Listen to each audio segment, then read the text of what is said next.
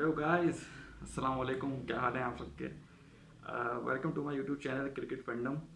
और जो मेरा जो मकसद है इस चैनल को क्रिएट करने का, वो बेसिकली ये है कि हम जर्नलिस्ट को सुनते हैं और फॉर्मर क्रिकेटर्स को हम सुनते हैं क्रिकेट के ऊपर एनालिसिस करते हुए।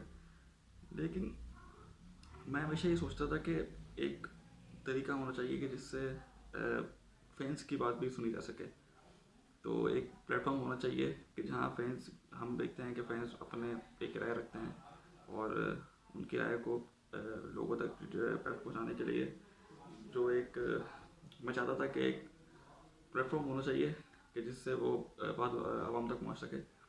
तो मैं पहले तो आपको इंट्रोडक्शन थोड़ा सा दे दूँ। मैं असल में एक क्रिकेट फ़ैन हूँ और मैं पिछले 10 साल से तकरीबन क्रिकेट को फॉलो कर रहा हूँ और बहुत कीनली फॉलो कर रहा हूँ। और मैं सारे फॉर्मर क्रिकेटर्स को, जर्नलिस्ट को सुनता रहता हूँ। और मैं अक्सर चाहता था कि मैं किसी तरीके से जो है वो अपनी एक राय जो है वो आगे रखूँ। तो उसके लिए कोई प्लेटफॉर्म नहीं था।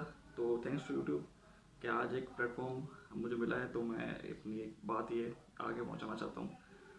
तो मैंने बोला क्यों ना हम अपनी जो मुस्तकिल हम बात करते रहते हैं क्रिकेट के ऊपर, तो उसको हम एक प्लेटफॉर्म पे मैं लेके आऊँ ताकि एक फ़ैन की आवाज़ भी जो है वो लोगों तक पहुँचे, लोगों को पता चले।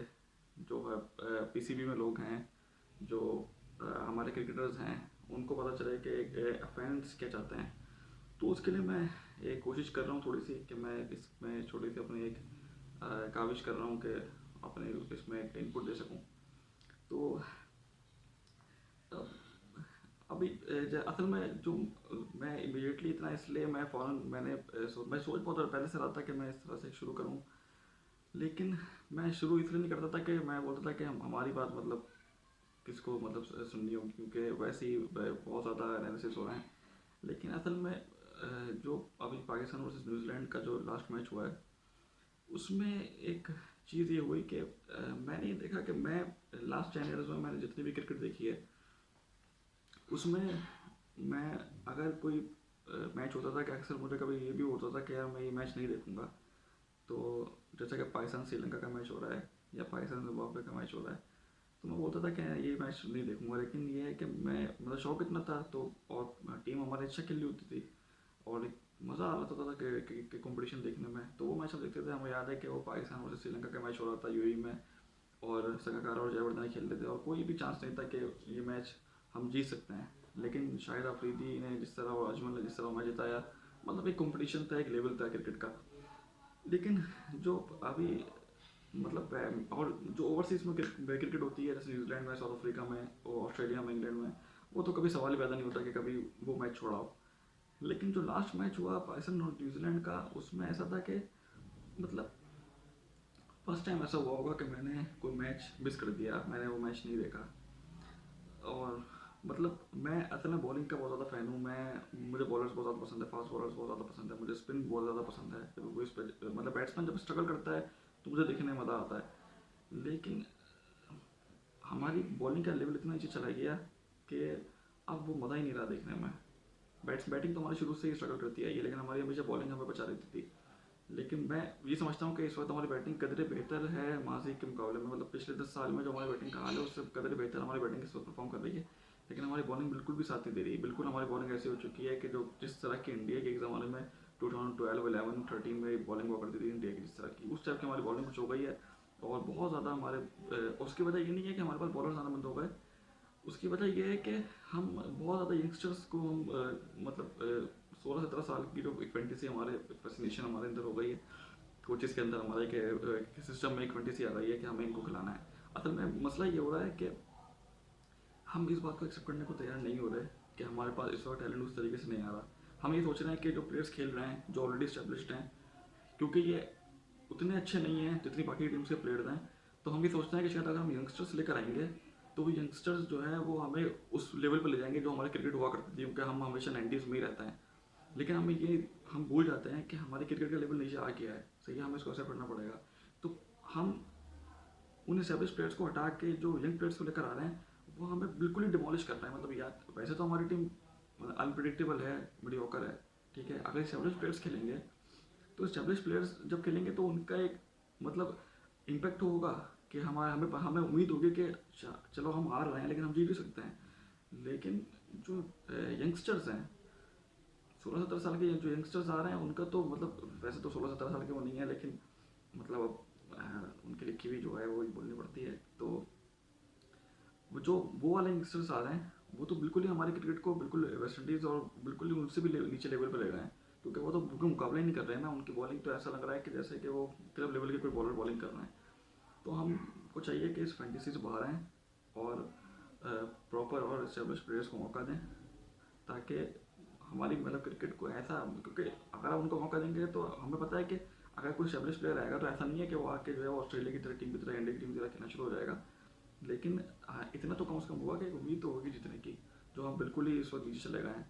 मतलब क्या समझ में नहीं आई कि क्यों, मतलब आइडियल कंडीशंस हैं सोहेल खान के लिए इंग्लैंड में, न्यूजीलैंड में। अगर आप यहाँ नहीं खिलाते तो फिर तो उसका करियर आप खत्म कर देंगे, क्योंकि उसके बाद तो उसकी कोई ज़रूरत ही नहीं है खिलाने की। मतलब इन कंडीशन में भी अगर सोहेल खान नहीं खेलेगा तो कहाँ खिलाएंगे, चैंपियन बॉलर है इन कंडीशन का।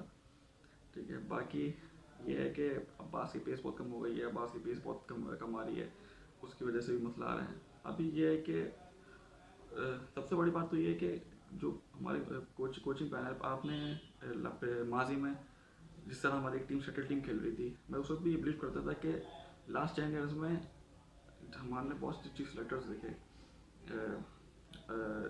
मोहम्मद रियाज साहब भी थे, और हारून रशीद साहब भी थे, मोहसिन हसन खान साहब भी थे, इकबाल कासिम साहब भी थे। लेकिन हमने लास्ट 10 ईयर्स में जितनी भी सिलेक्शन हुई, उनमें सबसे बेहतर सिलेक्शन इंजमाम उल हक साहब ने की। उस वक्त भी जब वो थे उसमें बिलीव करता था। असल में जो होता है उस वक्त पोजीशन में लोग चाहते हैं कि मतलब उनके लोग उनके खिलाफ बात करते हैं, लेकिन मैं उस वक्त बिलीव करता था जब वो थे कि वो, ठीक है 100% हर कोई नहीं होता, सही है, सबकी कोई ना कोई ऐसी चीज़ होगी कि आज आपको पसंद नहीं आएगी, कि कुछ सिलेक्शन होती हैं जिनको बंदा बहस कर सकता है। लेकिन जो उनकी ओवरऑल सिलेक्शन थी, जिस तरह वो यंगस्टर्स को लेकर आए, अच्छे यंगस्टर्स को लेकर आए, वो एक उनकी लास्ट 10 ईयर्स में सबसे बेहतर सिलेक्शन उनकी थी। और जो सरफराज आपके कैप्टन, ठीक है, अब बात ये नहीं है कि उसकी परफॉर्मेंस क्या है, बात ये है कि भाई लीडर पेड़ पे नहीं पैदा होते। लीडर ऐसा नहीं होता कि पेड़ पे पैदा होगा आपने उनको तोड़ के आपने वो खिला दिया, या लीडर आपने ट्रेन कर दिया। क्या पता चले को ट्रेन कर देंगे तो लीडर बन जाएगा, या मोहम्मद रिजवान को ट्रेन कर देंगे, या बाबर आजम को ट्रेन कर देंगे तो लीडर बन जाएंगे। लीडर ऐसे नहीं बनते, लीडर होते हैं बाय बॉन्ड।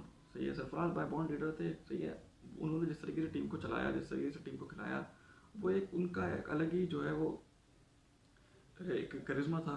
उनकी हमें ज़रूरत है, अब आज भी ज़रूरत है as a leader. Shorter format में वो बेहतरीन थे। टेस्ट फॉर्मेट में मैं मानता हूँ कि ठीक है, टेस्ट फॉर्मेट में उनकी परफॉर्मेंस भी उतनी मतलब हाई पे नहीं थी, मतलब रुझान टेस्ट में ज़्यादा अच्छा बैट्समैन है, और ये है कि टेस्ट में उनकी लीडरशिप उतनी कर नहीं आई। लेकिन मैं समझता हूँ कि अगर वो खेलते रहते तो टेस्ट में भी बहुत अच्छे हो सकते थे। लेकिन शॉर्टर फॉर्मेट ऑफ क्रिकेट में उनसे बेहतर हमारे पास कैप्टन नहीं है, आज भी नहीं है। ठीक है, अगर हमने उनको हटाया, हमने तमाम को हटा दिया जो सबसे बेहतर सिलेक्शन कर रहे थे। फिर मिकी ऑर्थर, जो मिकी ऑर्थर हमारे कोच थे, वो मैं ये नहीं कहता कि वो बहुत चैंपियन थे, बहुत ब्रिलियंट थे, लेकिन लोकल कोच थे तो वो हज़ार गुना ज़्यादा बेहतर है। क्योंकि लोकल जो हमारे कोचेज़ हैं वो आके सिर्फ नजर परस्ती को फ़रोग देते हैं, वो आके पसंद नापसंद, और वो आके वो इस बेसिस पे अब लोग बहुत से कहते हैं कि मिकी ऑर्थर की लाइकिंग डिसलाइकिंग थी। ठीक है, उनकी लाइकिंग डिसलाइकिंग थी, लेकिन लाइकिंग डिसलाइकिंग हर बंदे की होती है। लेकिन जो हमारे लोकल कोचेस की लैकिंग डिसलैकिंग होती है वो इस बेस पे नहीं होती कि अच्छा, उनकी जो फॉरेन कोचेस की लैकिंग होती है वो इस बेस पे होती है कि ये फिटनेस अच्छी नहीं है, ये टीम को मैचेस जितवा रहा, उनकी लैकिंग डिसलैकिंग ये है, जो कि जायज़ है। जो हमारे लोकल कोचेज हैं उनकी लैकिंग और डिसलैकिंग क्या है कि ये शक्ल अच्छी नहीं लग रही, ये एक पर्टिकुलर पार्ट से बिलोंग नहीं करता पाकिस्तान के, ये जो है वो हमारे साथ में यस मैन नहीं बनता, या मैं यस बॉस नहीं कहता, ये हमें सलाम नहीं करता। ये हमारी जो एक क्या कहता है, एक हमारी साइकी है, वो लोगों को जिसकी होती है। नजम सेठी साहब आए थे, नजम सेठी साहब ने बहुत अच्छी ये बात की थी, मतलब वो दिल की बात थी मेरे के। उन्होंने ये कहा था कि मतलब ये लोकल कोचेस जो है वो मतलब फिर नहीं होते, और ये जो है वो बहुत लाइकिंग डिसलाइकिंग करते हैं, और बहुत ही नस्बत जो है वो क्या कहते हैं सिलेक्शन करते हैं। तो उनकी बात बेहतरीन थी, और उन्होंने बहुत अच्छे तरीके से इसको जो है वो मतलब टैकल किया था, और उन्होंने भी क्लोजर को लगाया था। ऐसी बात है, हमारे मुल्क के हालात ऐसे हैं इस वक्त, कोई भी फॉरेन कोच जो है वो नहीं आना चाहता, ऑस्ट्रेलियन साउथ अफ्रीकन तो नहीं आना चाहता। तो मिकी ऑर्थर उस मामले में बेस्ट है कि मिकी ऑर्थर आ गए थे। इस वक्त भी अगर हम चाहें तो एंडी फ्लावर का जैसे नाम चल रहा है, खैर मैं तो समझता हूँ स्पेकुलेशन है, लेकिन खैर ये यू टर्न लेने में माहिर है हमारा पीसी भी। तो हो सकता है कि एंडी फ्लावर आ जाए, और एंडी फ्लावर से बेहतर इसको कोई चॉइस नहीं होगी। एंडी फ्लावर बहुत अच्छे कोचेज हैं, बहुत अच्छे कोच हैं एंडी फ्लावर। और मैं तो यही कहता हूँ कि आप सरफराज को, वैसे वो हो नहीं सकता इस वक्त, लेकिन क्योंकि उनको बाबर की एक लग गई है कि बाबर ही कैप्टन बनेगा, तो मैं तो ये कहता हूँ कि आप सरफराज को जो है वो वापस लेकर आएँ। सरफराज से बेहतर सौरभ के पास कोई चॉइस नहीं है।